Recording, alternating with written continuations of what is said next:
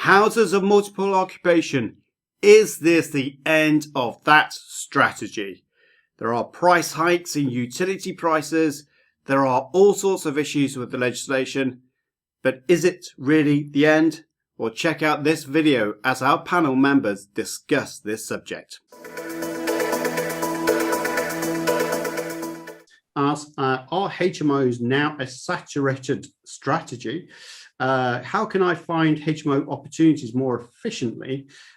Or how can I find a good sourcing agent for HMO? Which is a lot of questions going on. So I think, Bronwen, it's worth going over to you first on that, and we'll wake up Paul.Hilliard as well straight after. Hi, everybody. So Max, yes, great question. As you saw from my example, I started with HMOs because I wanted to get the highest return on investment to replace my corporate income. And that was 7 years ago now.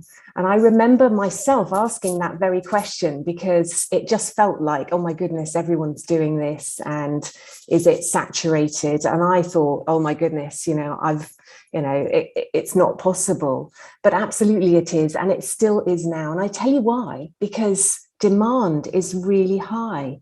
If you take young people, they perhaps coming out of university, they've been used to sharing houses. They can't afford to live in a flat because of all the bills. And actually, they don't want to live on their own. They actually want to live with their mates. So we're not building enough houses either. So there's huge demand for this type of living. But the issue here with HMOs is that there's a lot of rules and regulations, and some cities, quite a lot of cities, are finding that HMOs, especially around universities, are changing the way that streets look and feel. So they're putting in what's known as Article 4 areas, which is sort of restricting the density of houses of multiple occupations. So when there's an Article 4 area, you do need to understand what the rules and regulations are with that particular council. But, doing your due diligence, understanding that, getting a really good education around HMOs means that it's perfectly possible. So you saw my Portsmouth example just now. I remember very well that example because as soon as I saw the house up for sale, I phoned my planning expert and I gave him the postcode and the number on the street. And I said to him, is this likely to be allowable in this council? And he did a few, literally a couple of minutes on his system. And he said, yes, rules are this, this, and this. There's one other in the street. Yes, this will be fine. So there you go. You just got to do a bit more learning, a bit more effort. And in terms of sources, my goodness, yes, not only will you have to do your due diligence on HMOs, even if you use a sourcer, but you're also going to have to do your due diligence on the sourcer. So let's move to someone else, because I could talk for hours on this, and I'm more than happy for Max to give me a call. I have a half-hour chat link as well. So if someone wants to go into any more detail, please do. Who else wants to answer this question? Go for it, Tim, and then Paul, if you're free to talk about it more, please do. From a slightly weird point of view, I'm definitely the group's self-obsessed nerd. So, I come up with some pretty weird stuff. There's a fascinating article in The Economist, and I love The Economist, that shows how nerdy I am, a couple of weeks back, all about demographics. Now, the critical thing, of course, when we're looking at actually, is there going to be enough space, is how many people are going to be. Now, I'll be interested to see what Bronwen says, but my instinct is that the HMO market is predominantly aimed at youngish people. 18 to 30 is probably, I would have thought, probably at the peak. Well, what's interesting, that's exactly the group in the population that are going through a significant rise. For example, at the moment, 18-year-olds, there are 715,000 in 2020. By 2030, there'll be 893,000. So that's a 25% increase. So therefore, potentially, over the next 10, 15 years, the number of people who will be needing, in my opinion, rented accommodation is significantly going up, disproportionate to the rest of the population. So therefore, in terms of HMO, I would have thought, therefore, that would mean probably a disproportionate need in increase, certainly in the next 10, 15 years. May change after that, but hey, we haven't got a crystal ball that we're looking to 2045 onwards. What was also interesting is the same article says these people are going to become increasingly clustered in university towns. So again, if you've got somebody in university towns, Portsmouth, Southampton, and all the others, of course, that may be a good place for HMOs. So there you go, boring demographics and its real effect on the housing market. Well, you could only get that from a solicitor, couldn't you? Thanks, Tim, for that little update. Yeah, in my experience, I'm finding that because of rent-to-rent, and if you don't know what that is, then please contact Bronwen, who has got a superb video on that.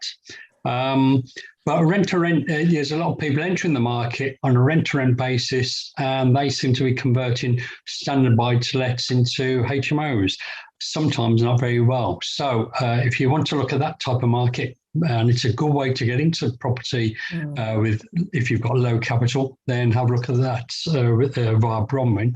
But what I was going to say was that although there is a lot of people doing, or a lot of competition from people doing rent to rent, what I've found is that if you can differentiate your product, i.e. your rooms, particularly on places like Spare Room, and Rentify and other rental apps, then you will stand out and you'll be able to let your properties far quicker. And obviously what I would recommend is that you become an LNPG member and use the LNPG furniture company, which is Fusion Furniture. Absolutely fantastic. And they've just released their 2022 designs. As regards finding HMO opportunities, yes, you can do the hard way and go around looking at 3 beds that you can convert to 5 beds, or 4 beds convert into 6 beds, as per Bronwen's case study. And that's how I started. I converted a 2-bed Victorian property into a 5-bed fully ensuite HMO. That was my very first HMO back in 2009 when I retired from the corporate world.